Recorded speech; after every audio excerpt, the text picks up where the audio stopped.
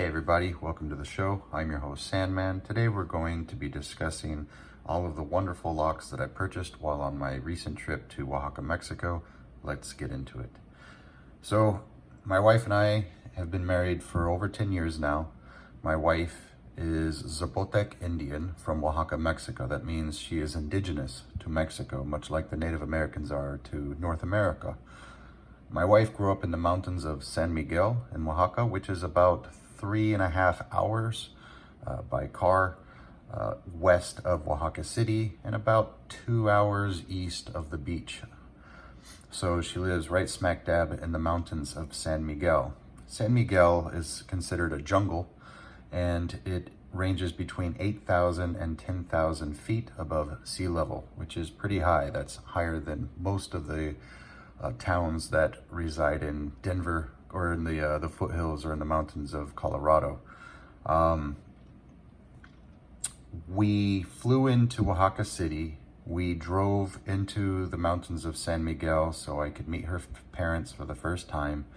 And we stayed in San Miguel for 5 days. During those 5 days, we traveled to the beach of Santa Cruz, Mexico, and we traveled back to San Miguel. And then after those 5 days, we traveled into Oaxaca City.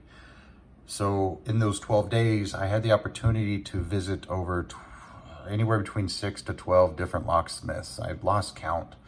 And we went to a lot of shops.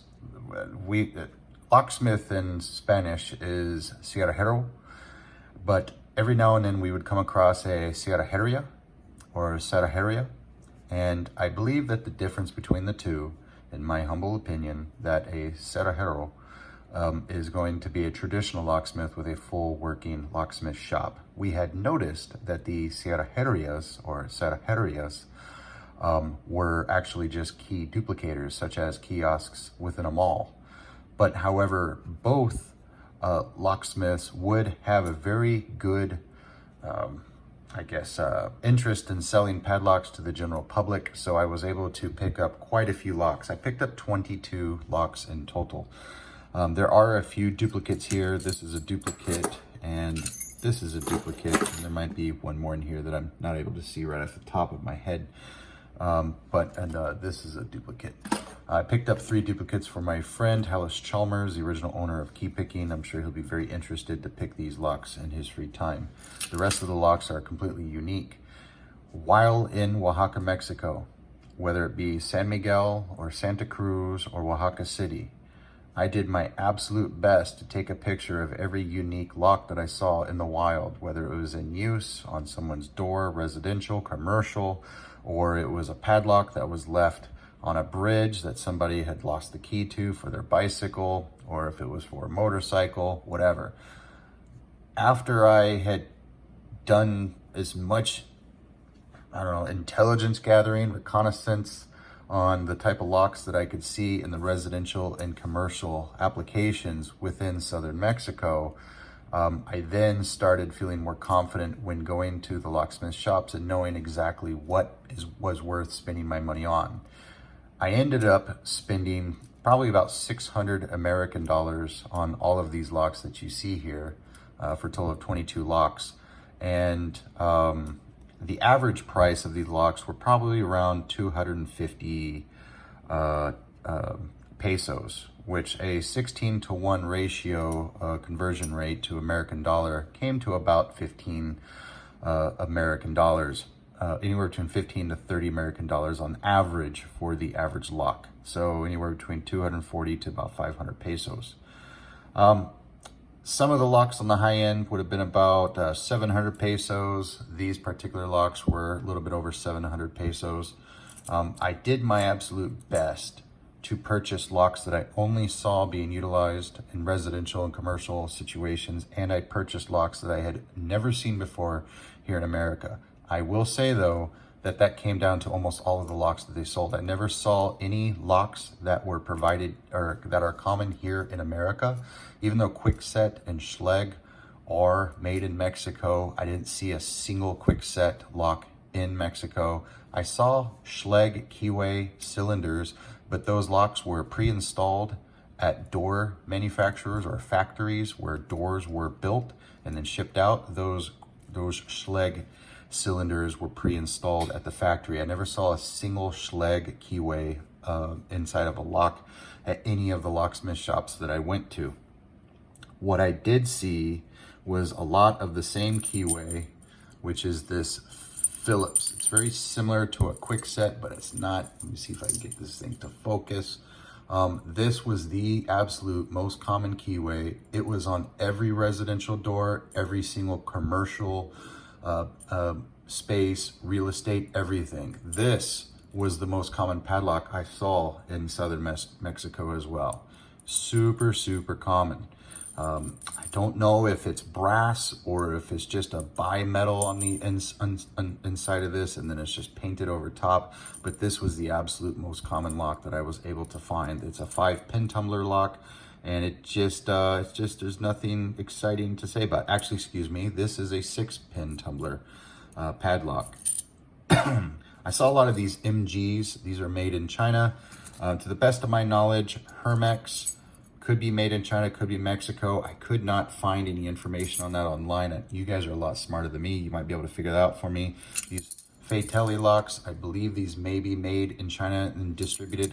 The distribution website for these Fatelli, if I'm pronouncing that correctly, the distributor was in Espanol, but it stated that they are providing Chinese products, so that's what I'm guessing, it's Chinese. Let's move forward a bit. So we have the typical pin tumbler lock design. This is similar to a Yale keyway, and then we have an actual Yale lock here that I was able to purchase with obviously a Yale keyway. But one thing that stood out was I did see a lot of Dimple locks. This is their form of high security. I cannot say that it's high security because it just has simple security pins in it, and there's nothing about this lock that creates it as high security. But all of the locksmiths tried to market anything with a Dimple lock as being considered high security, and to them, I'm sure it is. Another common thing were these cruciform locks. These cruciform locks here that take this type of cross-style key, and it has 4 sets of pins to create 4 different shear lines. This was very common on a lot of gates and a lot of windows and a lot of bike locks. Another thing that I thought was quite interesting, aside from the pin tumbler and the Dimple locks, were, let me find it, okay, this style of Dimple lock. And you guys are smarter than me. I'm not really huge on lock collecting until recently, and this was something I saw quite often here. And it's available in this Hermex style. And that's a really neat find that I've seen in the wild.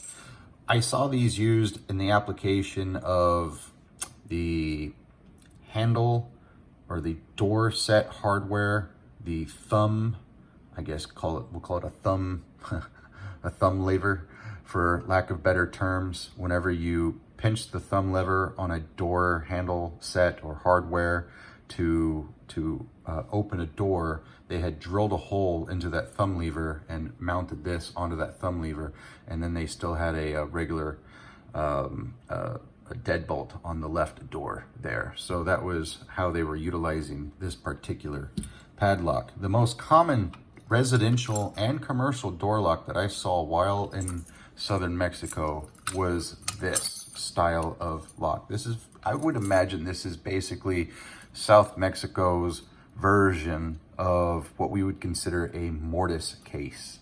Basically a case that has the latching mechanism, and it looks like it doesn't have a dead latch on first glance, but if you tighten this is what makes that latch dead. So it cannot be slipped from the opposite side of the door, and this is actually the door handle. It was very common to see the residential homes have a piece of string tied to this, and it would be about 6 feet long, and it would go across the door, and the string would be exposed somewhere hidden on the outside, so that way somebody could open the door from the outside, and this would be on the inside of the home. This is what you saw on the outside. There would be a hole drilled through the door, and this was all that was exposed, was this. And there's that very common keyway we see again. And this is a 1, 2, 3, 4, 5 pin tumbler lock. whereas the padlock was a 6-pin. A lot of these did have security pins. I do have a video of me picking one of these while it is in use on my wife's farm in the mountains of San Miguel. And but this is the most common, and these were actually fairly inexpensive. It was only 280 pesos. This is about $15, $16, maybe $17. And this was just everywhere. This is a Dimple lock that was sold to me. This has a really neat feature where it's locking here, and then you just turn that, and I don't know, it does stuff, whatever. This is what you would see on the outside facing towards the public right there. Nothing really unusual about that. It's just really neat that it's a Dimple lock. And then I saw these kind of remind me of a lock made out of Australia, but instead of a pin tumbler shear or a shear line on both sides of the key, there's just one down the middle. And that is the bottom of that. I thought these were really nice. These were 220 pesos. Here's something that's super unique. Look how long this key is. Look how long these keys are. This is the longest keys I've ever held in my hand. In comparison, they're about twice the length of a regular key. These are ridiculous. And I counted, it looks like there's about 10 indentations to indicate that there would be 10 pins for this style of Dimple lock. And then on the obverse, there is another row of pins that appears to have 8, to make me think that there are 10 pins on one side and 8 on the other for key control. However, every time I've tried to look through this into the light, I do not ever see any of those pins on the opposite side, the 8 pins for key control, but I could be wrong. And also, I'm only able to count somewhere around 5 or 6 actual pins. So and they're all in line with each other. So I actually do not believe anything about this key is correct. I think it's just for intimidation, but it works nonetheless. And it's such a really neat lock. I can't wait to pick this one on camera. I bought that just because I'd never seen anything like this before. This would have been like a cam style lock, or this would have been for cabinets and smaller doors or windows. And Dexter was a big brand that I saw over there. And what else do we have? Here's a unique Dimple lock. This one looks like it would have 2 opposite shear lines. One shear line interacting here on the right side, and then there would be a shear line interacting on this side, or possibly on both sides. I can't figure it out, but when I look in the inside, there's actually only one line of pins. I could be wrong. I will find out when I start picking these, but by inspection, it's like I don't see what the security feature is on the inside of these. It makes me wonder if some of these keys are made to just look intimidating. I tried to do research on MG and Hermex and Fatali, and could not find a country of origin for those locks. That's why this is really not a review. This is just an overview of the locks I collected while in the country of Mexico. Also, while this is an absolute comprehensive collection of the locks that I did witness with my own 2 eyes across the span of 12 days and across the span of, I don't know, 600 miles, I think, in southern Mexico, I know experience has taught me that that a lot of locks are available based on demographic. I have a theory that if locks in Texas, such as multi-lock, are available, but you're not going to maybe find multi-lock in certain areas of Colorado, you're going to find Medico, and even though they're both owned by Asa Abloy, it's just a way of controlling competition and driving up market prices, I suppose. I don't understand why they're restricted to certain demographics.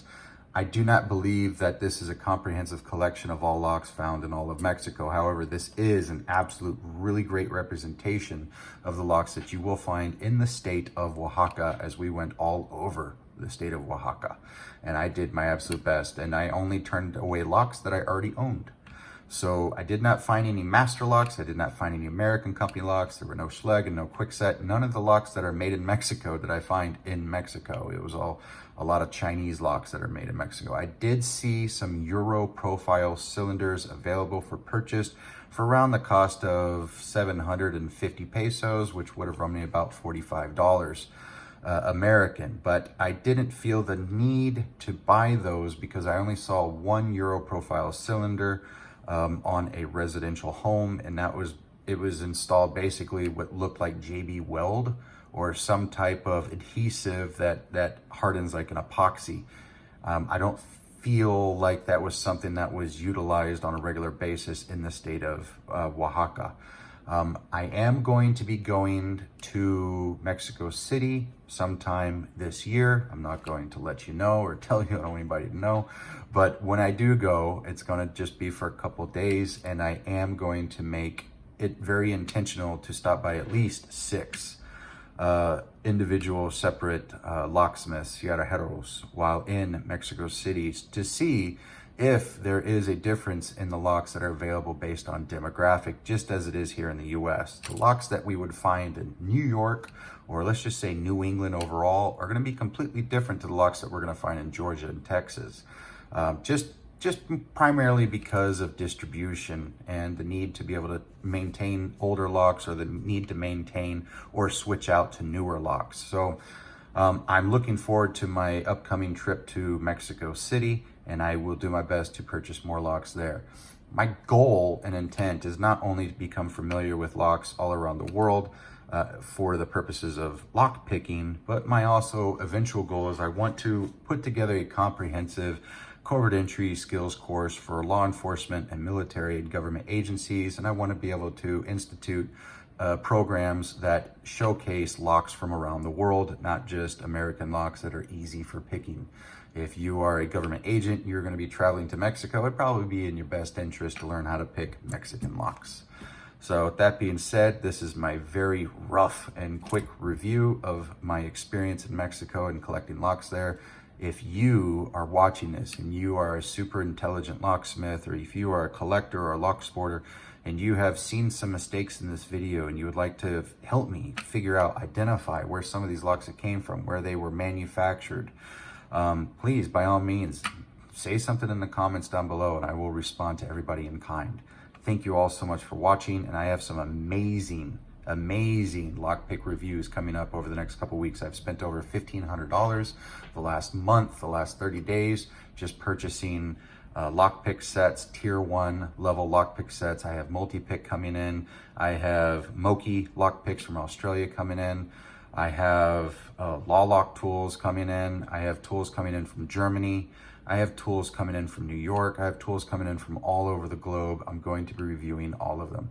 Thank you all so much for watching. Thank you for your patience. I haven't been posting for the last 2 weeks because I have been in the mountains of San Miguel and in the foothills of Oaxaca City.